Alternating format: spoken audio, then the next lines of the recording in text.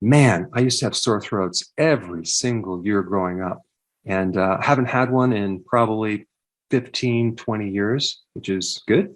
But I wish I would have had a better remedy back then because most sore throats are viral. That means antibiotics don't work. So here you are, you take the medication, it doesn't work, and you got to suffer for a week to 2 weeks. Now, sometimes it does come from a bacterial infection, but most of the time it's a virus. Now, how do you know if it's viral versus bacterial? If it's bacterial, you may have more nausea, you might have more digestive issues like a stomach ache, but you're not usually going to have a cough. Versus a viral, you're going to have a cough, a runny nose, and you're going to have a lot of swelling back in your throat. Now, the cool thing about this natural remedy, it addresses both areas. And the remedy is bay leaves, okay? And I'm going to show you how to take it, but bay leaves have both antiviral properties as well as antibacterial properties, specifically for strep infections. So there's some really great research on that, which I'll put a link down below. Now, bay leaves, those little leaves that you see in your stews or your soups, have some amazing properties that I want to go through. And one of the properties that will help you with the sore throat is that they are analgesic. They help you reduce pain, swelling, and inflammation. Bay leaves are a great remedy for a cough, especially a chronic cough at night. So if your kids are starting to cough, you can give this remedy to them as well. Bay leaves have certain compounds that help stimulate the immune system, that help reduce mucus, that help reduce headaches, especially sinus headaches.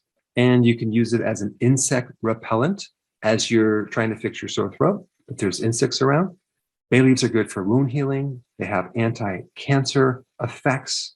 They're good for all sorts of digestive issues, whether it's bloating or indigestion or even gas. And bay leaves have this unique anticholinergic effect. Now, what does that mean? That means they inhibit a certain neurotransmitter, which I'm not going to get into. But this property helps reduce an overactive bladder. It helps people that can't sweat, that have vertigo, that have dry mouth, that are constipated, and if they're nauseated. So as you can see, bay leaves have many different properties backed up by some pretty cool research, which I'm going to include in the description. Now, this is how simple it is. It's going to be a tea, okay? You take 2 large bay leaves, okay? They can be fresh or they can be dried out. And you boil some water, like 2 cups, and make sure when you boil it, maintain that boil for about 3 minutes, okay? So it's nice and hot. Then put the bay leaves in this hot water and let it steep for about 4 minutes, okay? You want to make sure that the essential oils and the other properties definitely get out into the water and it's not too hot to drink.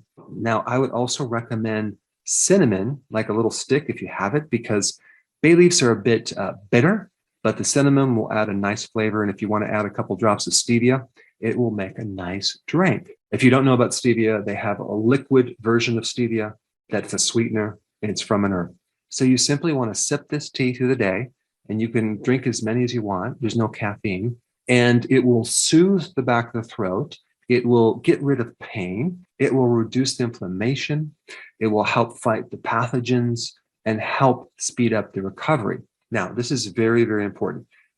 There's another technique. It's a manual therapy technique that I created a video on that can also help you reduce a sore throat within about 2 minutes. If you have not seen this video, I highly suggest that you watch it right now. It's right here.